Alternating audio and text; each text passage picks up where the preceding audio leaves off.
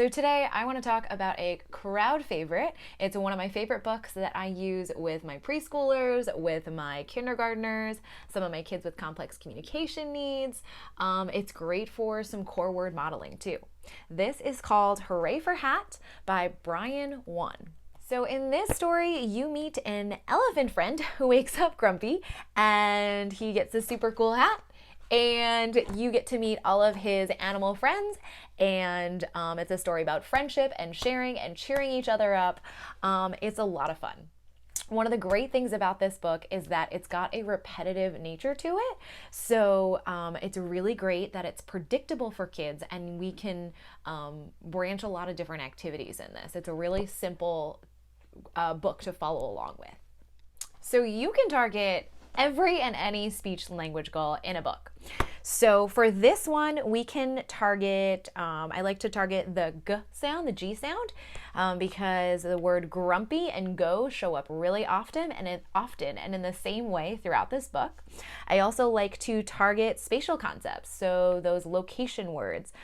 When we say he's going down the stairs, there's something in the box, there's a hat on his head. So yeah, we got some location words here. They end up going in a parade, so you can say who's in front, who's behind when you're commenting. You don't have to stick to just the words that are on here. You can do some describing and commenting throughout the book.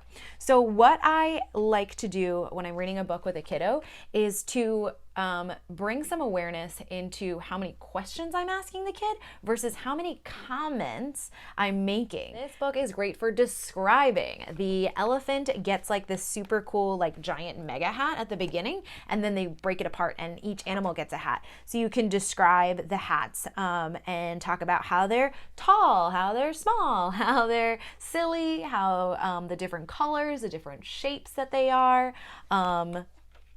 So that is really fun. This book is also really great for sequencing. There's a beginning, middle, and end of the story, so you can talk about the beginning, middle, and the end of the story. It's also pretty short, so you can target some story retell.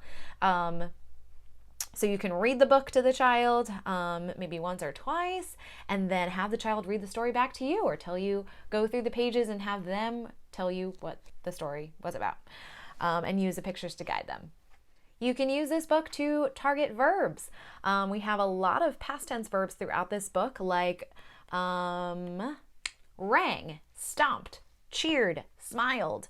So in my therapy bag of tricks, I have got these little pieces here, these story pieces, and then I also have this little triangle with a little bit of Velcro.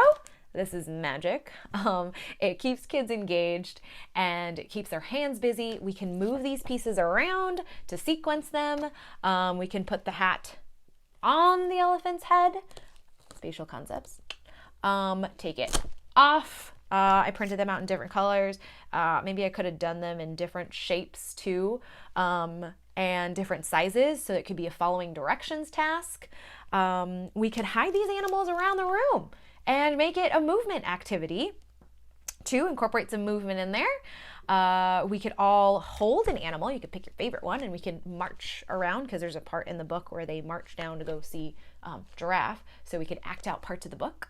So yeah, it keeps it really fun.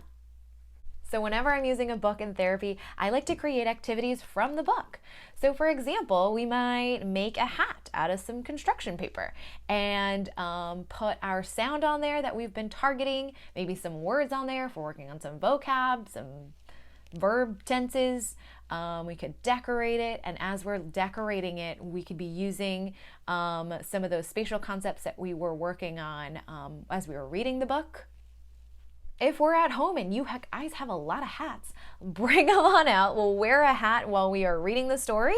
We can see how many hats we can stack on our head. We can describe all of the hats. It's a lot of fun when we can build off of the book that we're reading and make it engaging and meaningful, and it really helps with the carryover of the skills that we target in the book, have them use those skills outside of the book. Those are just some of the ways that I use this book to target speech and language goals. I hope that gave you some ideas. Thanks so much for joining me today for an episode of Illuminating Insight. Hit subscribe so you can get reminders to check back in on our future episodes.